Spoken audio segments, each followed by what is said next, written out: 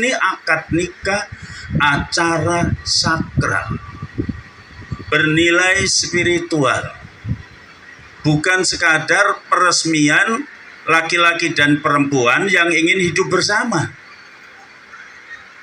Maka ijab qabul itu di dalam Al-Quran surat An-Nisa ayat 21, surat Al-Ahzab ayat 7 dan seterusnya, itu disebut sebagai mitsaqon ghalidhon.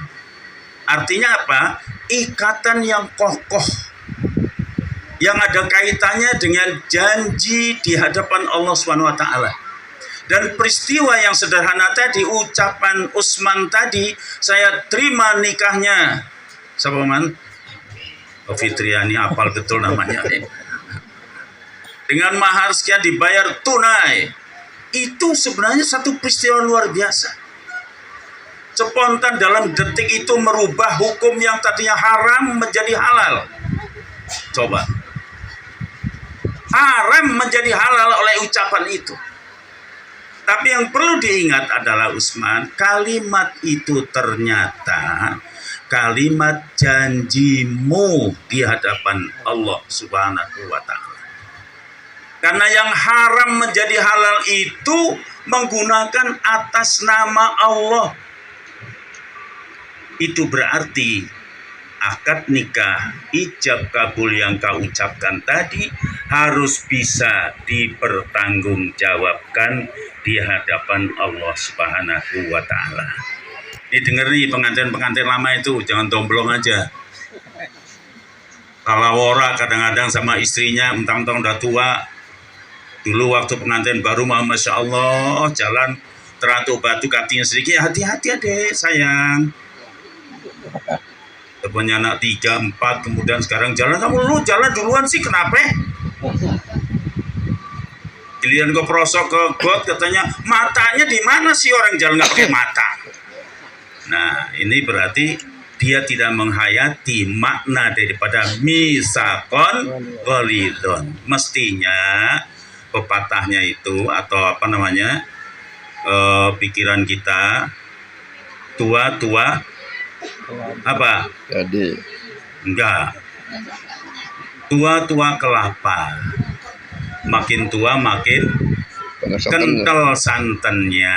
Jadi makin saya. Kalau memang ingat bahwa mitsaqon ghalidhon tadi, ijab qabul tadi ada tanggung jawabnya di hadapan Allah Subhanahu wa taala. Kalau tahu begini ditunda ya nikahnya ya Utsman ya. Masya Allah. Makanya Rasulullah berpesan, wattaqullaha fi nisaikum wa akhadtumuhunna bi amanatillah. Bertakwalah kepada Allah, takut kamu kepada Allah. Ini laki-laki dengerin. Saya membela ibu-ibu loh, makanya Masya Allah ya. Ibu-ibu pada senang saya karena itu sering belain. Ya, kalau orang mau nikah 2 itu biasanya nggak ngomong, tapi nanti istrinya yang ngadu gitu. Makanya saya nggak 2 dari dulu, nggak double gitu. Walaupun sudah 3 kali ya Bu ya. Takutlah kepada Allah kamu laki-laki. Dalam urusan wanita, tentu yang dimaksud wanita adalah istri. Bukan wanita tetangganya. Tapi istri. Takut pada Allah. Walaupun laki-laki gajinya besar, duitnya banyak, jadi orang kaya, hebat dia. Ulah ala-lawora kak pamajikan teh. Bener Bu? Olah lalaworanya nggak boleh sembarangan sama istri. Ini pesan Nabi. Kenapa? Karena kamu mengambil dia sebagai istri, sah dari haram menjadi halal, disebut sebagai pakaian, dan ada satu legitimasi dari Allah, wajib istri itu taat sama suami. Surganya seorang anak di bawah telapak kaki ibu. Tapi surganya seorang wanita adalah tergantung keridhaan suami. Tuh hebat tuh laki-laki itu. Oleh karenanya olah lalawora. Apa sih lalawora Bu? Sembarangan tuh, bener lalawora. Ini orang Sunda aja pada nggak ngerti lalawora teh naon. Jangan sembarangan Pak istri. Ini Usman ya, tolong ya, disayang ya. Bukan hanya tadi doanya sama Amir Majlis katanya pengantin baru mudah-mudahan sakinah mawaddah. Nanti kalau sudah lama, jadi rumah tangga itu tetap tujuannya sakinah mawaddah warahmah dari baru sampai nanti kembali pada Allah sampai bali. Ya, itu satu. Jadi halal itu dengan nama Allah yang tadinya haram, coba. Itu artinya Rasulullah berpesan hati-hati. Yang kedua, ini juga kita bisa dapatkan. Inilah satu bukti bahwa Islam sangat menghormati, memuliakan wanita. Nih dengerin wanita. Mana sih yang namanya wanita? Wanita itu wanititoto, wanito. Kalau orang Jawa wanititoto. Mau diatur itu wanita. Maka orang Jawa mengatakan wanito, wanititoto. Jadi orang yang betul-betul wanita itu adalah seorang perempuan yang gampang diatur oleh suaminya dalam perkara yang baik tentunya. Jadi kalau wanita kok merengkel, ngeyel, bawel, rewel, itu jangan-jangan sifat kewanitaannya berkurang. Tuh, ini wanita bukan Bu? Ibu-ibu ini wanita bukan? Tandanya apa? Gampang diatur pada kebaikan. Sami'na wa atokna, sama suami taat, berbakti. Berbaktinya jangan karena uang belanja, tapi berbakti karena Allah. Dikasih uang banyak, alhamdulillah, tetap berbakti. Dikasih uang sedikit, tidak berubah. Jangan karena nggak dikasih uang, minta belikan gelang nggak dibeliin, minta dibelikan tas, katanya tas udah banyak, minta lagi tas lagi. Katanya yang gede udah, yang sedang sudah, tinggal yang kecil katanya. Nggak dibelikan, tetap saja setia dan taat. Dilakukan karena Allah. Karena Allah memuliakan wanita itu luar biasa. Disentuh saja haram. Tapi dengan ijab kabul menjadi halal. Dan inilah dalam Islam itu menunjukkan bahwa wanita dalam makhluk yang sangat dimuliakan. Tidak boleh lalawora tadi, tidak boleh sembarangan. Harus ada acara yang harus ditempuhnya, prosedur yang ditempuh kalau mau menjadi halal. Ya Bu ya. Nah, oleh karenanya satu tadi, ijab kabul disebut misakon ghalidhon, karena itu punya tanggung jawab, ikatan yang kokoh, tidak hanya pada suami istri, tapi juga kepada Allah yang harus bisa dipertanggungjawabkan. Yang kedua, ijab kabul itu juga bermakna estafet kepemimpinan dari Pak Opendi yang diwakili kakak kandungnya. Udah pernah menikahkan Pak? Belum? Baru ini, Masya Allah. Punya anak perempuan? Punya berapa? Tiga, ini masih banyak bujang di sini. Jadi belajar menikahkan, nanti menikahkan itu khutbahnya juga oleh orang tuanya. Ini sekaligus nih para ikhwan yang punya anak perempuan, belajar khutbah, membacakan 4 ayat dalam 3 surat seperti yang tadi dibacakan oleh Ustaz Rifai ya. Namanya Rifai masih? Betul. Kalau berubah. Jadi menikahkannya sendiri ya, insya Allah. Bagus sih tadi KUA nggak macam-macam, rupanya dipesan sama orang kantornya itu di Al-Fatah, nggak usah macam-macam. Sebab kemarin itu agak dipersulit, Afif ponakan nikah kemarin. Tanya ini, tanya itu, berapa kali itu. Ya, sampai berkali-kali. Akhirnya saya teriak, sah! Itu dari jauh. Ya.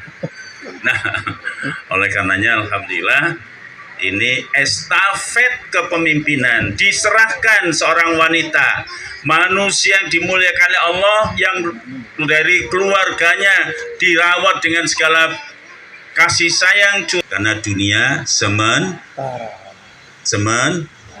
akhirat selamanya. Kalau juga tukang nenek-nenek juga suka dengerin lagu. Dunia sementara, akhirat selamanya. Jadi tujuan orang beriman bukan dunia. Kalau dunia sebagai tujuan, kita dapatnya seetik, sedikit. Seketek katanya, bukan seketek ini, bukan seketek. Orang Padang. Jadi cuma sedikit dapatnya.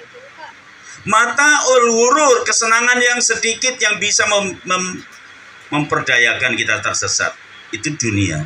Oleh karenanya orang beriman akan menjadikan ma'rifatu ghayatil wujud, kepada tujuan yang akhir, ending kehidupan kemana, yaitu ridha Allah. Dan ini sudah diperintah oleh Al-Quran, surat Al-Qasas ayat berapa Pak Wahyu? Ustaz Wahyu 72. Baktari Terima takallah, surat non Al-Qasas